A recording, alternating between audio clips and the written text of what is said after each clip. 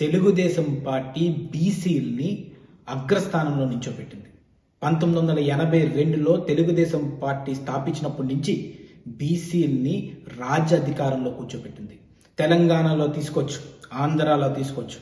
అప్పుడు దాకా అగ్ర కులాలే పై చేయి ఉన్న ఆ రోజుల్లో నందమూరి తారక రామారావు గారు తెలుగుదేశం పార్టీని స్థాపించి ఒక పునాదేసి బీసీని గట్టి పునాదిలా తయారు చేసి ఉత్తరాంధ్రలో కొన్ని కుటుంబాలకి రాజకీయ జీవితాన్ని నుంచి ముందుకు నడిపించిన మహానుభావుడు నందమూరి తారక రామారావు గారు. ఈరోజు మీరు చూడొచ్చు, నేను అందరికీ ఒక మాట చెప్పదలుచుకున్నాను. ఈరోజు వైజాగ్లో ఈ నెల్లూరు విజయసాయిరెడ్డి కూర్చొని బీసీ కుటుంబాలని టార్గెట్ పెడతారా? తాడేపల్లి ప్యాలెస్లో ఆ జగన్మోహన్ రెడ్డి గారు కూర్చొని అక్కడి నుంచి ఆయన టార్గెట్ పెడతారా?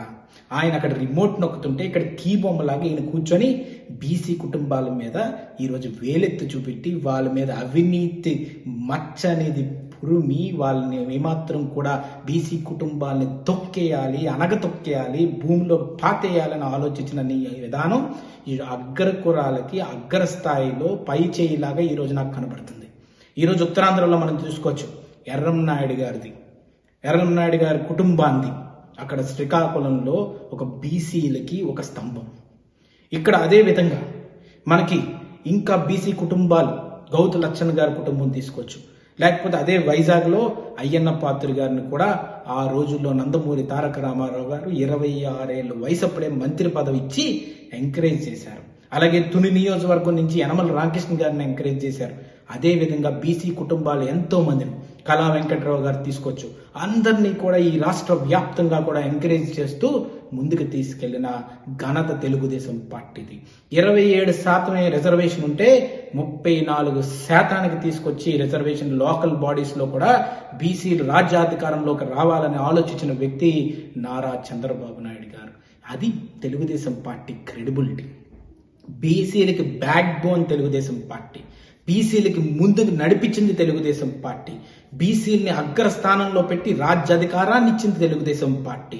అలాంటి పార్టీని విమర్శించే హక్కు కానీ ధైర్యం కానీ ఈరోజు అక్కడ కూర్చున్న తాడేపల్లి ప్యాలెస్లో కూర్చున్న జగన్మోహన్ రెడ్డి గారికి కానీ ఇక్కడ వైజాగ్లో కూర్చున్న విజయసాయి రెడ్డి గారికి ఏ మాత్రం హక్కు లేదని చెప్పి ఈ సందర్భంగా చెప్పదలుచుకున్నాను. ఈరోజు ఒకటే మాట చెప్పదలుచుకున్నాను. ఈరోజు వైజాగ్లో కూర్చొని ఈరోజు అయ్యన్న పాత్ర కుటుంబం మీద వేలెత్తే నిజాయితీ కానీ నిక్కచ్చు కానీ బ్యాక్గ్రౌండ్ కానీ వెన్నంటే లేదు.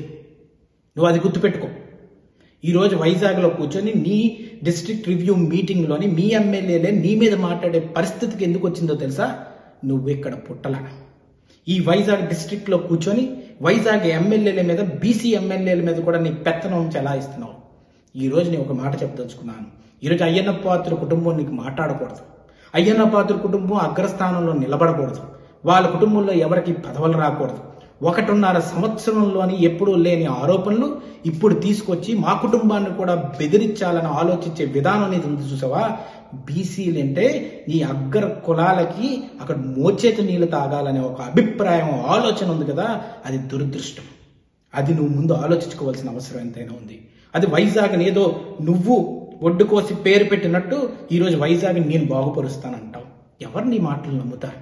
ఈరోజు వైజాగ్ జిల్లాలోని అక్కడ డిస్ట్రిక్ట్ కలెక్టర్ మీటింగ్లోని ఒక సీఎం కూర్చున్న చైర్లోని నువ్వు కూర్చొని ఒక రాజ్యసభ ఎంపీ కింద కూర్చొని ఈరోజు వైజాగ్ని శాసించే విధంగా, ఉత్తరాంధ్రలో బీసీలు శాసించే విధంగా నువ్వు తయారయ్యావంటే ఏ విధంగా ఈరోజు ఈ లోకం కానీ ఈరోజు ఆంధ్రప్రదేశ్ ఏ విధంగా ముందుకెళ్తుంది అనేది అందరు యువకులు ఆలోచించవలసిన అవసరం ఎంతైనా ఉంది. ఈరోజు మిలీనియం టవర్స్ని ఖాళీ చేశారు. ఈరోజు లులు గ్రూప్ని పంపించేశారు. అదానీ గ్రూప్ వెనక్కి వెళ్ళిపోయింది. ఈరోజు అభివృద్ధి చేయడానికి వైజాగ్లో ఒక్క కంపెనీ కూడా ముందుకు రావట్లేదు. కొన్ని కంపెనీలు అయితే వైజాగ్కి ఇన్వెస్ట్మెంట్ కింద భావించి అందమైన సిటీ, అక్కడ అట్మాస్ఫియర్ బాగుంటుంది, క్లైమేట్ బాగుంటుంది, ఏమాత్రం కూడా కులాలకు అతీతంగా, మతాలకు అతీతంగా, ప్రాంతాలకు అతీతంగా ప్రతి ఒక్కరు కూడా మైగ్రేటెడ్ ఫ్యామిలీస్ కూడా వచ్చి అందరూ కలిసి మెరిగి ఉంటారని చెప్పి భావించి ఎన్నో కంపెనీలు వస్తుంటే ఆ కంపెనీలు కూడా విజయసాయి రెడ్డి గారు మిమ్మల్ని చూసి పారిపోయే స్థితికి ఈరోజు వైజాగ్ తయారైంది. ఈరోజు వైజాగ్లో కూర్చొని 3 రోజుల నుంచి నువ్వు చేస్తున్న పనులు ఏంటండి? టీడీపీ నాయకుల్ని ఏం చేయాలా? ఈరోజు ఫ్యూజన్ ఫుడ్స్ని పాల్గొట్టావు. మొన్న గంటా శ్రీనివాసరావు గారి ల్యాండ్ మీదకి వెళ్ళావు. ఆ తర్వాత సబ్బోహరి గారి గోడ మీదకి వెళ్ళావు. గీతం యూనివర్సిటీ గోడ పగలు కొట్టావు. ఈరోజు అయ్యన్న పాత్రుడు కుటుంబం మీద ఆరోపిస్తున్నావు. ఎందుకంటే అయ్యన్న పాత్రుడు గలం ఎత్తకూడదు, గలం నొక్కేయాలి. కలం నొక్కేశారు, జీవోను పాస్ చేసి కళాన్ని నొక్కేద్దామని ప్రయత్నించారు. ఈరోజు కళాన్ని కూడా నొక్కుతున్నారు.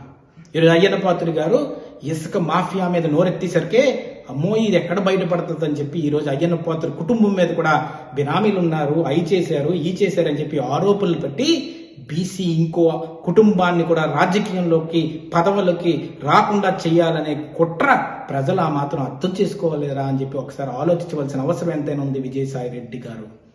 ఈరోజు ఒకటే గుర్తుపెట్టుకోండి విజయసాయి రెడ్డి గారు, ఈరోజు ప్రగతి భారతి అని ట్రస్ట్ పెట్టి ప్రతి ఒక్క కంపెనీకి ఫోన్ చేసి దీనికి డొనేషన్లు ఇవ్వండి అని అడుగుతున్నారంటే ఎక్కడికి వెళ్తుంది?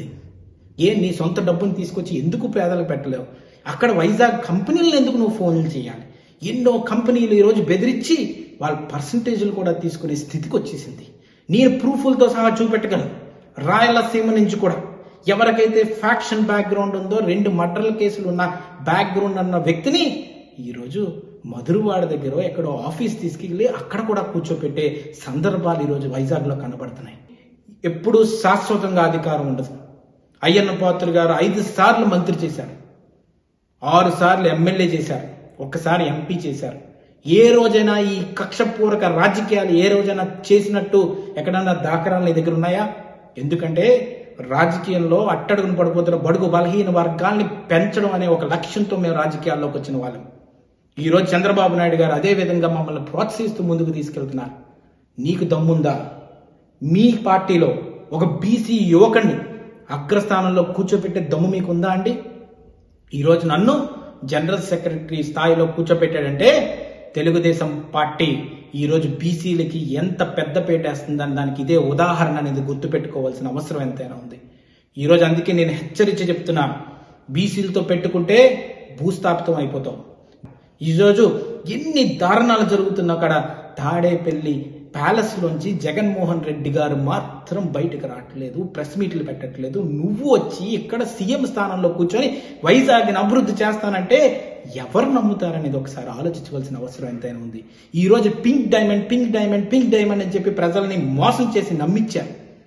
టీటీడీ డబ్బులు 2 కోట్ల రూపాయలు కోర్టులో పిల్లి కని కట్టి ఈరోజు ఏ స్థితికి వచ్చారండి? ఆ పిల్లిని విత్డ్రా చేసుకుంటామయ్యా, పింక్ డైమండ్ గురించి మేము ఆరోపించినందుకు చెంపలేసుకుంటున్నాం అనే స్థితికి మీరొచ్చారు విజయసాయి రెడ్డి గారు. అంటే మీ నోట్లోంచి వచ్చిన ప్రతి మాట అబద్ధం. ఫైబర్ గ్రిడ్ మీద లోకేష్ గారి మీద ఆరోపణలు చేశారు, అది అబద్ధం. చంద్రబాబు నాయుడు గారి మీద ఆరోపణలు చేస్తున్నారు, అది అబద్ధం. పోలవరంలోనే అవినీతి జరిగింది అని చెప్పారు, సెంట్రల్ గవర్నమెంటే స్వయంగా ఒప్పుకుంది పోలవరంలో ఏమాత్రం అవినీతి చేయలేదు, చాలా ట్రాన్స్పరెంట్ గా పోలవరాన్ని కట్టించారని ఒప్పుకున్నారు. అది నువ్వు చెప్పింది అబద్ధం. అక్కడ ప్రూవ్ అయిపోయింది. ఎన్ని ఫేక్ ప్రచారాలు, ఎన్ని ఫేక్ ప్రొపగాండా. దానికి ప్రశాంత్ కిషోర్ అనే ఒక టీంని పెట్టుకొని, పేటీఎం బ్యాచ్ని పెట్టుకొని ఎలక్షన్ ముందు నుంచి అదే తప్పుడు ప్రచారం చేస్తూ ఈరోజు టీడీపీకి కూడా అగ్ర కుల రంగుని పోద్దామని ట్రై చేస్తున్నారు విజయసాయి రెడ్డి. నువ్వు అస్సలు అగ్ర కుల రంగు వైఎస్ఆర్సీపీకి ఉంది. టీడీపీ బీసీలకి రాజ్యాధికారాన్ని కట్టబెట్టిన ఏకైక పార్టీ తెలుగుదేశం పార్టీ అనేది మాత్రం గుర్తుపెట్టుకో. నువ్వు మళ్ళీ చెప్తున్నా, నెల్లూరు విజయసాయి రెడ్డి ఈరోజు వైజాగ్ లో కూర్చొని బీసీలు కుటుంబాల మీద ఆ స్తంభాలని పడగొట్టాలని నువ్వు ఆలోచన విధానం తప్పు. ఇది నియంత్రణ ధోరణ. ఇది కానీ నువ్వు ఇలాగే కంటిన్యూ చేసుకుంటూ పోతే రేపు రానున్న రోజుల్లో ఏ కంపెనీ వైజాగ్కి రాదు. బీసీలన్నీ కూడా ఎగబడి ఈ రోజు ముందుకొచ్చి వైఎస్ఆర్సీపీ పార్టీ లేకుండా చేసేస్తాయి. ఇది ఒక హెచ్చరికగా భావించమని చెప్పి ఈ సందర్భంగా నీకు హెచ్చరిస్తున్నాను.